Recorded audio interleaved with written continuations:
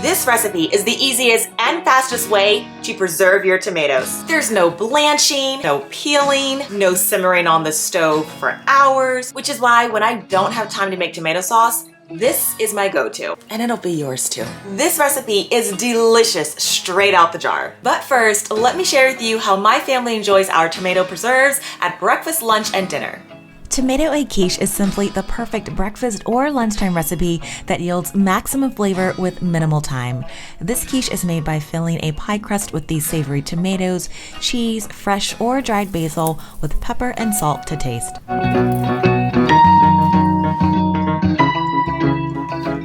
Then pour over a beaten egg mixture and bake for 25 minutes in a 350 degrees oven. When you pull this deliciousness from the oven, you'll have a fluffy, flavorful quiche that combines a flaky crust, cheesy eggs, and the sweet and savory taste from this tomato jam. This dish is filling enough on its own, but also pairs well with a side of fruit or meat. Now let's move on to lunch. Maybe you're late to the party like I was, but pork pairs deliciously with this tomato jam. Now, if you haven't tried crispy fried pork chops, you must. This 20-minute meal is no fuss and only requires you to dip the chops in an egg bath and then into a seasoned panko mixture and fry or bake until done.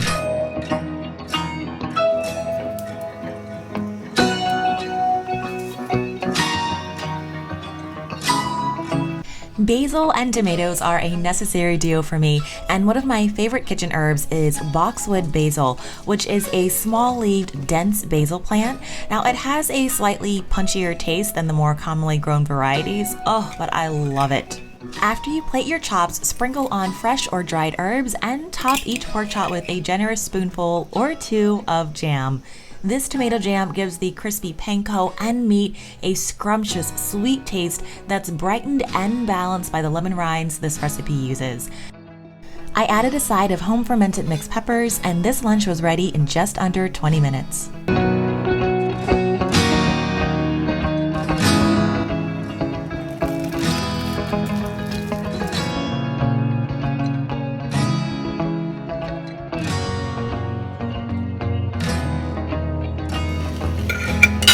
Whew, I wish you were here to taste that. Looking for a way to spruce up your grilled cheese from what you serve your kiddos? This jam is an excellent place to start. You'll get a combination of soft citrusy notes that are anchored by the robust collection of spicy cloves and cinnamon. Virtually any cheese you select loves this spread, and after you add this jam, you can call it quits or become inspired to do more. What is certain is that during the winter, when you're craving the real taste of a summer tomato, you'll be glad you have this on hand. Now let's move into dinner. On the nights that I don't want to cook anything, I mean anything, this is a meal that can't get any easier.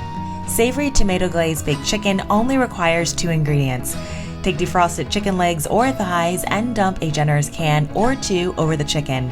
Bake at 400 degrees until done. Once fully baked, this dish will not only be delicious, it'll also look like you spent at least 20, and not 2, minutes to prepare. Drizzle any extra warm jam drippings over rice, fennel, or mushrooms. For tonight's meal, I added 2 already prepared sides from my home canned pantry, a bit of chow chow, and fermented asparagus.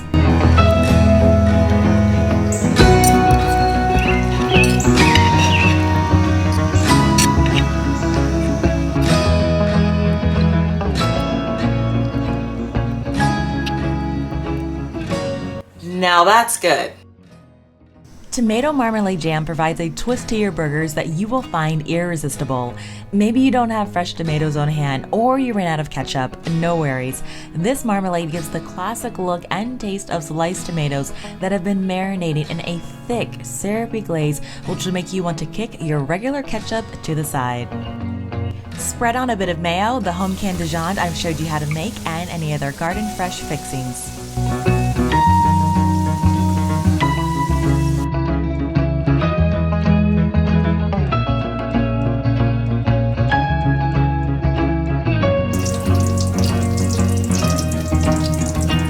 Let those chunky tomato slices add their tantalizing texture, and the juicy glaze saturate your burger with deliciousness.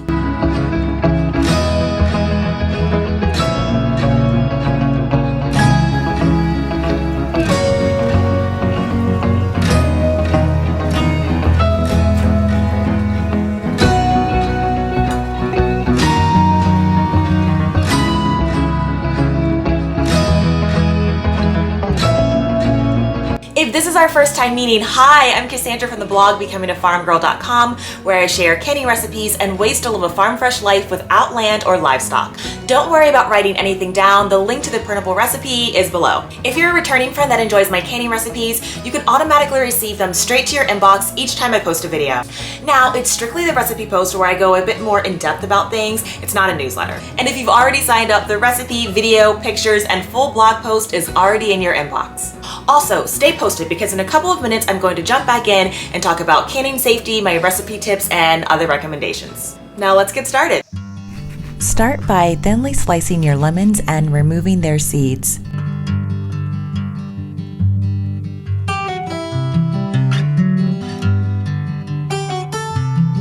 Then take your tomatoes and after removing their tops, cut them in halves or quarters. You can use any variety and a combination of tomatoes.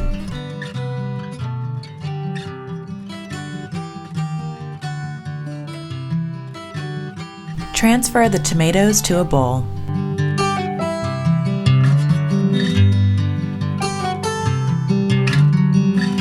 You'll need to either use a spice bag, a piece of cheesecloth tied with a string, or an unbleached disposable tea bag like I am to hold your slices of ginger and pickling spices.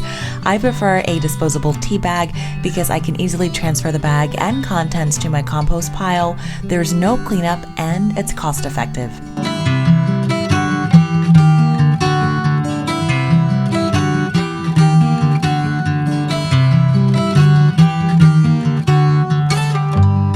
Using a large heavy bottom pot, combine the spice bag, water, sugar, and lemon slices. Bring to a boil over medium-high heat, then reduce the heat and simmer for 15 minutes.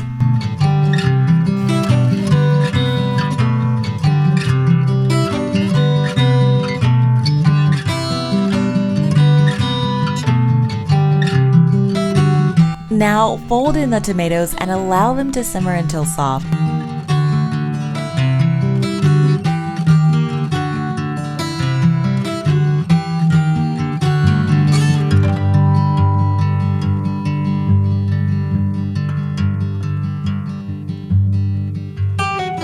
Sprinkle in the cinnamon, cloves, allspice, and nutmeg.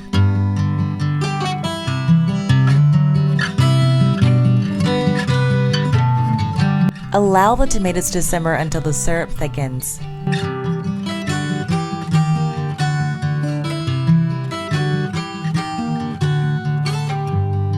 My summer garden is abundant with herbs, so I also added thyme, rosemary, and oregano using my tea bags to steep their flavor without worrying about woody ends or stems being left behind.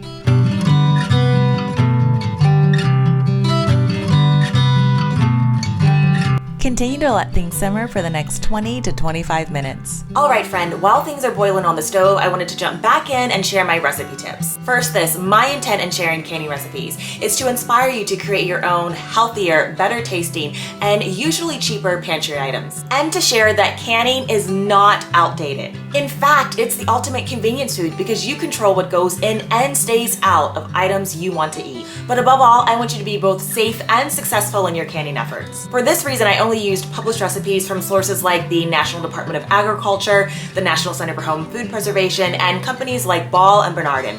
The recipe that I'm going to share with you today is one that I adapted from the book Blue Ribbon Canning, Jams, Preserves, Pickles, and Sauces by Linda J. Ament. And it showcases nationally award-winning canning competition recipes from canners all across the United States. I love this book because it contains great photography. It's also really great for small batch canners that process between 4 to 8 pint-sized jars per batch. I've included the link to where you can find this cookbook on Amazon in the description box. I'm gonna be looking down at a few of my recipe notes. During the summer when I can get bulk tomatoes at the farmer's market, I can easily process large volumes of tomatoes because this recipe is so low prep. You don't need a food mill or special equipment. It's just that easy. All right, another tip. Because this recipe is a preserve and not a sauce, the preserving agent is the volume of sugar that we're using. So unlike a pressure canner recipe where you need to use lemon juice to ensure 5% acidity, the fresh lemon that we're using in this recipe is strictly for taste. Right, another tip. You'll also want to use a spice bag because this recipe uses pickling spices, which imparts excellent flavor, but you don't want to bite down on a peppercorn or a bay leaf. Now, I'm an avid tea drinker of loose leaf and fresh harvested teas from my garden, so I always have these disposable non-bleached tea bags, and they're super effective and way cheaper than using cheesecloth. And it's a faster cleanup than using a reusable spice bag. I also substituted the white granular sugar for brown sugar, which, as long as the total volume of sugar remains the same, is perfectly safe as determined by the National Center for Home Food Preservation. That's all I've got. All of the notes are in the printable post. Now let's jump back into the recipe. While the syrup will thicken, your end result will be a thin glaze. At this part in the recipe, you may decide to leave the lemon rinds in, but I often remove most of them. Now, this decision is truly up to you and your taste preference. You'll also want to remove your spice and herb bags, then remove the pot from the heat. Now it's time to fill our jars, so grab your funnel and ladle that jam goodness into the jars, leaving a 1/4 inch of headspace. You'll also want to remove any air bubbles by running a long plastic or wooden skewer between the jar and the jam, as well as wipe the rims of the jars with vinegar to remove any spillage, which can prevent your jars from creating a seal. After this, you'll place new lids on top of the jars and secure the lids with the rings until they are fingertip tight, secured but still allows air to pass through the jars. Then you'll line your pot with a jar rack or tray and lower the jars onto the tray and into your water bath canner. You'll want to pour in enough water to ensure that the water covers at least an inch above your jars. Then you'll place the lid on your pot and bring the water to a full boil for 10 minutes. You'll use a jar lifter to remove the jars out of the water and allow them to cool on a towel undisturbed for a minimum of 8 hours.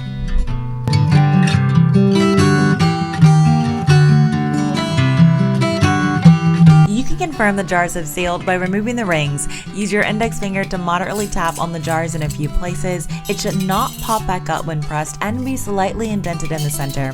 If you have any jars that didn't seal properly, just pop them in the fridge and use them within the month. To get more canning recipes, join me here weekly or over on the blog. I'll see you in my kitchen or garden soon.